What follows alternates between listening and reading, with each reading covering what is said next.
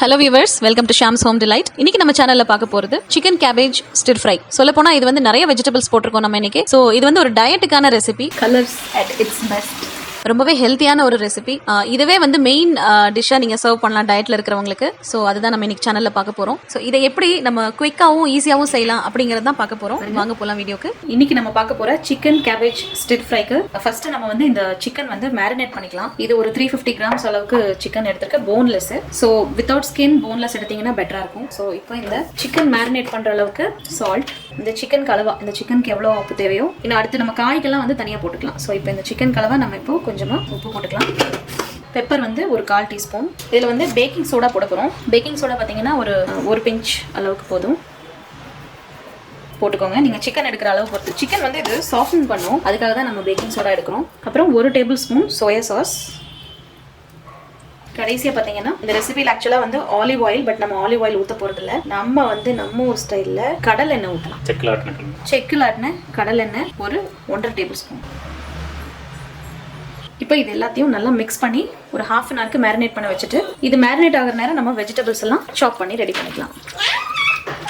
ஆச்சுங்க. இப்போ ஒரு 1/2 அன் ஹவர் நம்ம மேரினேட் பண்ண வச்சிடலாம். நம்ம சிக்கனை மேரினேட் பண்ணிட்டு இந்த காயெல்லாம் பார்த்தீங்கன்னா இந்த மாதிரி சாப் பண்ணி வச்சுட்டோம். இஞ்சி, பூண்டு, கேரட்டு, கேப்சிகம், அப்புறம் மஷ்ரூம் எடுத்திருக்கோம். மஷ்ரூம் வந்து ஒரு ஃபுல் பேக்கெட் எடுத்திருக்கோம். ஏன்னா இது போட்டால் சுருங்கி இருக்கும், கொஞ்சமாகிடும். அப்புறம் முட்டைகோஸ் பார்த்தீங்கன்னா இந்த மாதிரி கொஞ்சம் பெரிய பெரிய இதாக வந்து கட் பண்ணிட்டு அப்படியே ஸ்லைசஸ் எடுத்துக்கோங்க. பெரிய பீசஸாக வச்சுக்கோங்க, அது நல்லாயிருக்கும். ஸோ இப்போ இதில் வந்து நம்ம சிக்கன் போட்டிருக்கோம். இந்த சிக்கனுக்கு பதிலாக நீங்கள் பன்னீர் கூட வந்து இதே மாதிரி ஸ்டைலில் மேரினேட் பண்ணி டாஸ் பண்ணி எடுத்து வச்சுட்டு இந்த ரெசிபியில் நீங்கள் அதை கூட ஆட் பண்ணலாம் சிக்கனுக்கு பதிலாக, வெஜிடேரியன்ஸ். ஸோ இப்போ அடுத்த ப்ராசஸ் என்னன்னு பார்க்கலாம் வாங்க. இப்போ இந்த கேபேஜ் நம்ம கட் பண்ணி வச்சுருக்கோம். இது எப்படின்னு பார்த்தீங்கன்னா இந்த தண்டு பக்கமாக இருக்கும் பாருங்க, கெட்டியாக இருக்கிற கேபேஜ், அந்த மேல் பக்கத்தை வந்து நம்ம தனியாக கட் பண்ணி வச்சுருக்கோம்.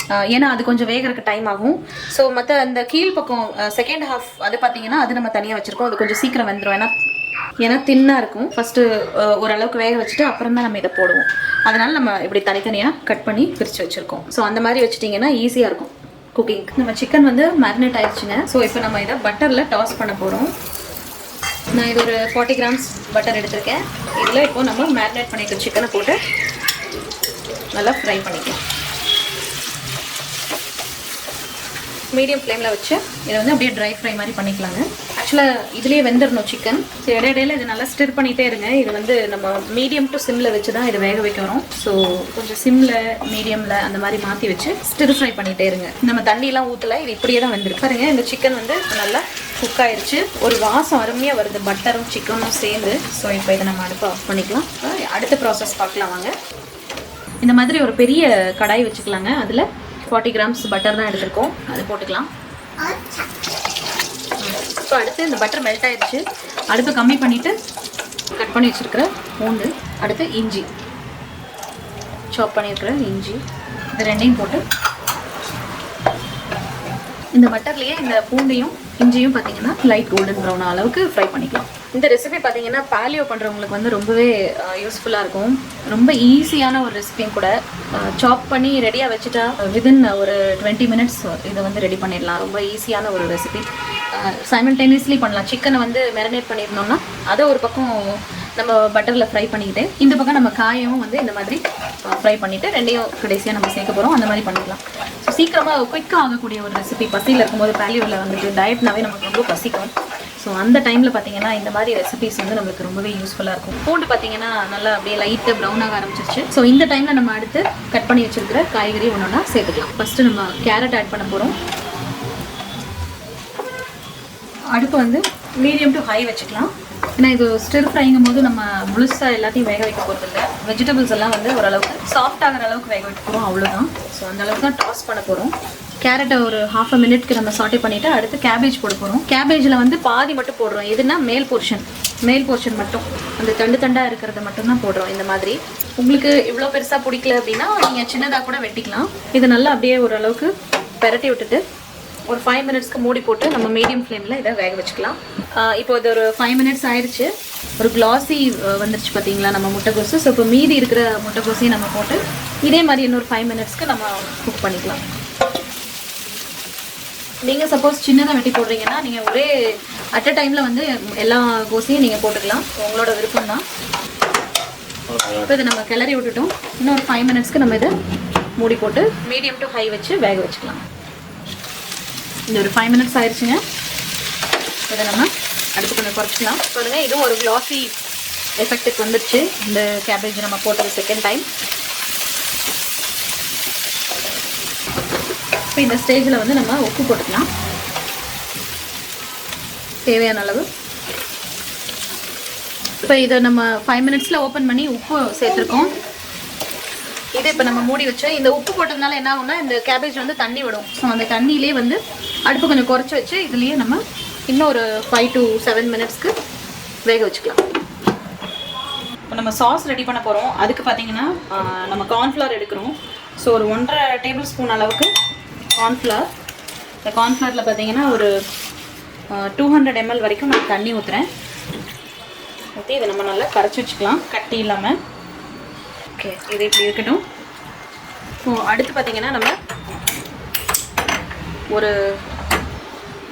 பேன் இல்லைன்னா இந்த மாதிரி கூட ஒரு ஹேண்டில் கரண்டி எடுத்துக்கலாம். ஏன்னா இதை நம்ம வந்து ஜஸ்ட் ஒரு ஆயில் ஹீட் பண்ணி மிளகாத்தூள் தான் போட போகிறோம். அதில் எண்ணெய் பார்த்தீங்கன்னா ஒரு 1.5 டேபிள் ஸ்பூன் அளவுக்கு ஊற்றிக்கலாம்.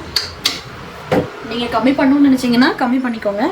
இல்லை இந்த ஆயிலுக்கு பதிலாக வந்து நீங்கள் பட்டர் கூட யூஸ் பண்ணிக்கலாம். ஏன்னா நம்ம இதை டயட் ஃபுட் இல்லையா, ஸோ இந்த ஆயிலுக்கு பதிலாக பட்டர் யூஸ் பண்ணிக்கலாம். இது வந்து ஆக்சுவலாக கடலெண்ணெய், நான் வந்து நம்ம செக்கில் ஆட்டின கடலெண்ணெய் ஊற்றிருக்கேன். ஸோ அந்த ஃப்ளேவர் பிடிக்குங்கிறனால நான் அந்த ஆயில் சூஸ் பண்ணியிருக்கேன். பட் நீங்கள் வந்துட்டு பட்டரே கூட போட்டுக்கோங்க. டயட் பண்ணுறீங்க அப்படின்னா பட்டரே ஆட் பண்ணிக்கோங்க. இல்லைன்னா செக்கில் ஆட்டின நல்லெண்ணெய், உங்களுக்கு அந்த ஃப்ளேவர் பிடிக்கும்னா நல்லெண்ணெய் ஆட் பண்ணிக்கோங்க. இப்போ நம்ம ஒரு 1/2 டேபிள் ஸ்பூன் பார்த்தீங்கன்னா மிளகாத்தூள், உங்கள் காரத்துக்கு தகுந்த மாதிரி நீங்கள் போட்டுக்கோங்க, கூட குறைய உங்களுக்கு எப்படி காரம் பிடிக்குது. ஸோ இப்போ இதை வந்து எண்ணெயில் பச்சை வாடை போக லைட்டாக அடுப்பை கம்மியாக வச்சுக்கலாம். இப்போ இது வந்து லைட்டாக தீயக்கூடாது, ரொம்ப கேர்ஃபுல்லாக இந்த ப்ராசஸ் பண்ணணும், இல்லைன்னா தீஞ்சிரும் மிளகாத்தூள், அப்புறம் நல்லா இருக்காது. இப்போ நம்ம என்ன பண்ண போகிறோம்னா, நம்ம இங்கே கலந்து வச்சுருக்கோம் பாருங்கள் இந்த கார்ன்ஃப்ளவர், அதுக்குள்ளே நம்ம இந்த மிளகாத்தூளை மிக்ஸ் பண்ணத ஆயிலில் இதில் ஊற்றிக்கலாம்.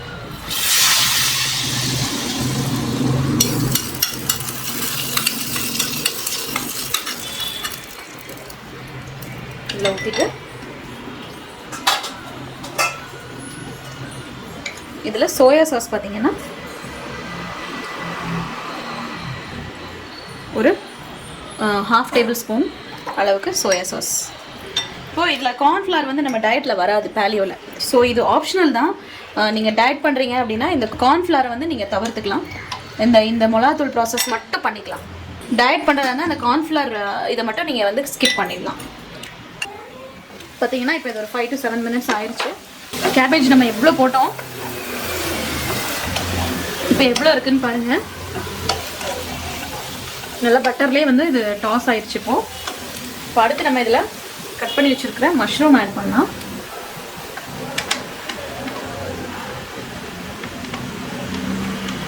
ஸோ மஷ்ரூமை போட்டு ஒரு 2 மினிட்ஸ்